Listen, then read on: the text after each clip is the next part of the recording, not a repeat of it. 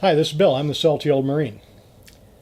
Hey, I saw this on a YouTube video from another person who makes videos for veterans recently, and it was actually something that I think I've talked about before, and now somebody else is talking about it, and I'm not trying to ride on their coattails or steal their ideas, but it's a great thought, and it's something that like I said, I've talked about it before, and I'd like to talk about it again, and that is when you're looking at VA disabilities. You need to consider your whole person. And I'm going to explain what I mean by that. Some of us know exactly what's wrong with us and exactly how that's related to our military service. I will give you an example. Tinnitus.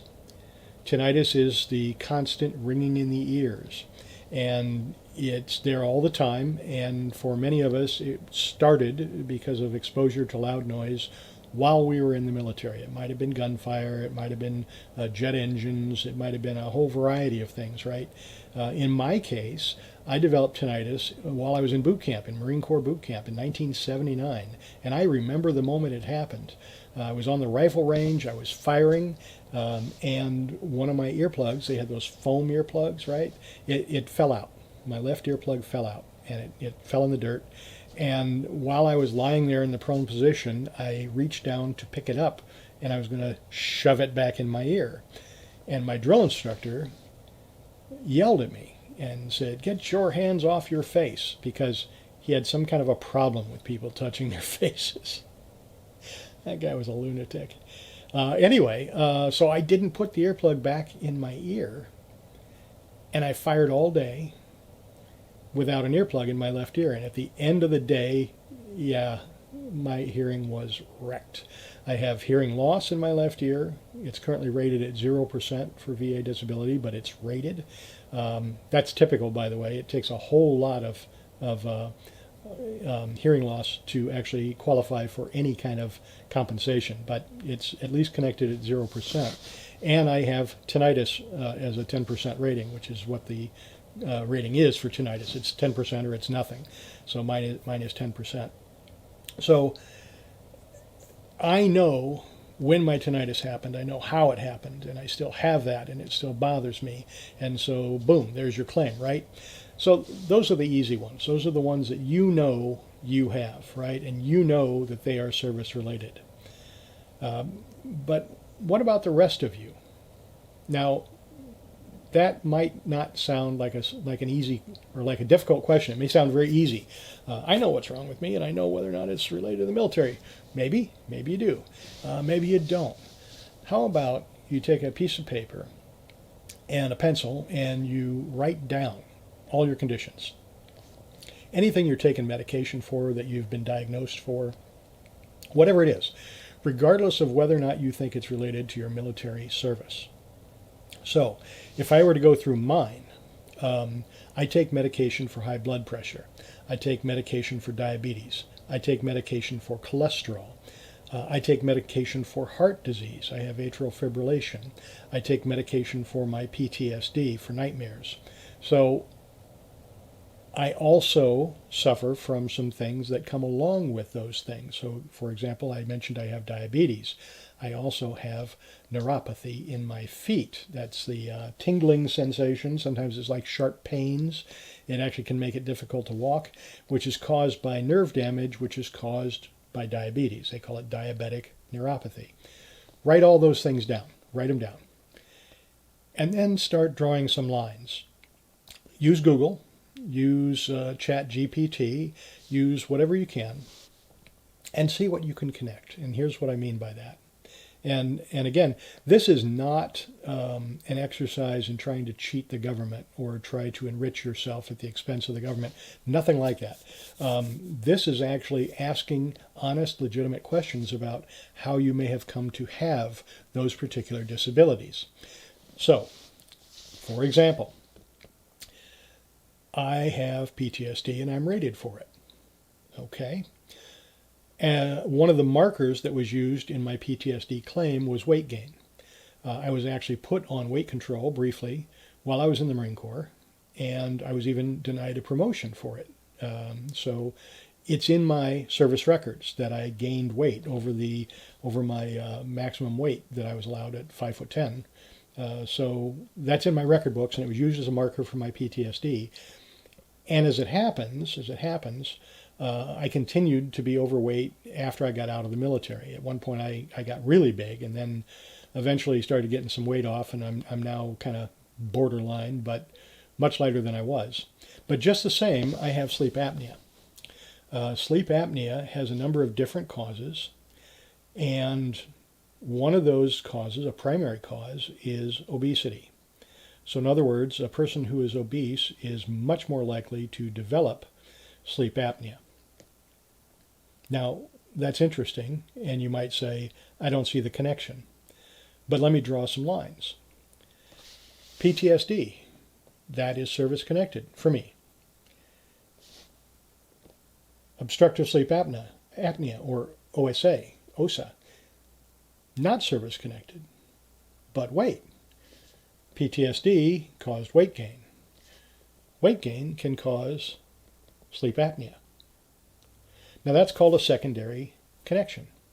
So in other words, and I have done this, by the way, I'm just waiting on the results, I was able to file a claim for sleep apnea secondary to PTSD with obesity as an intermediate step. Now, will I win that claim? I don't know. I hope I do.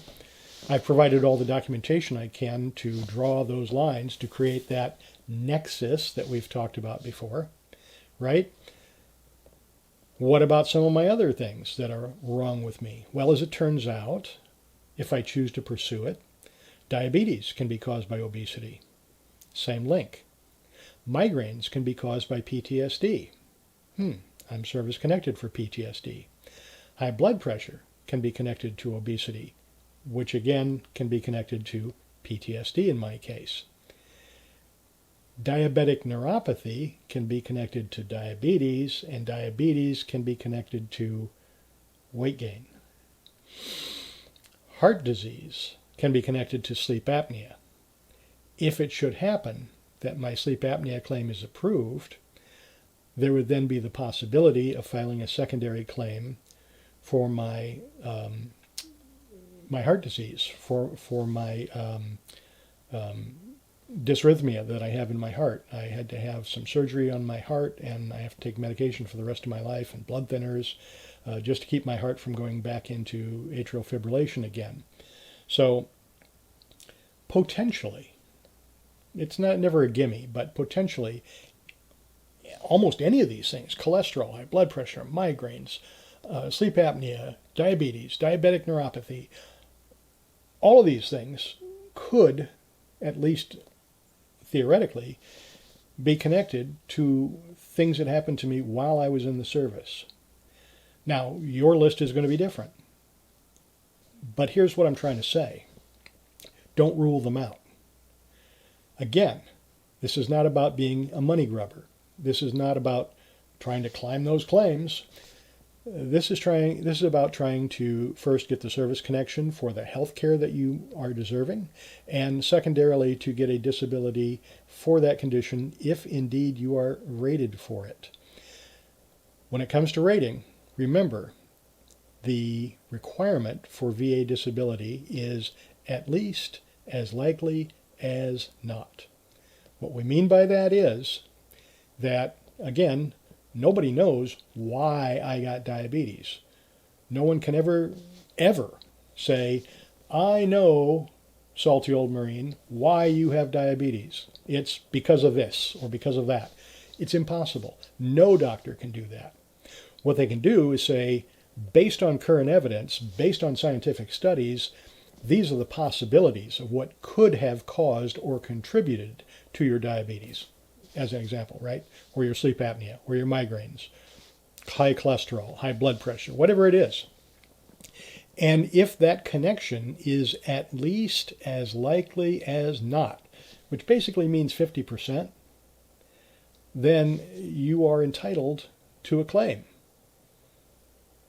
So, make a list.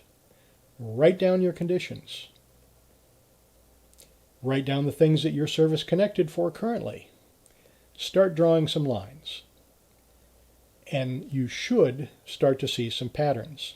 Again, use Google, use ChatGPT, ask questions. Is it possible for migraines to be secondary to tinnitus? Yes, it is possible, and you'll find that out if you Google for it. Can you make that connection? I don't know. But you can try, and if you develop the information correctly, you have a chance of getting your claim approved. And nobody can tell you that didn't happen, right? No doctor knows for certain why any condition happens.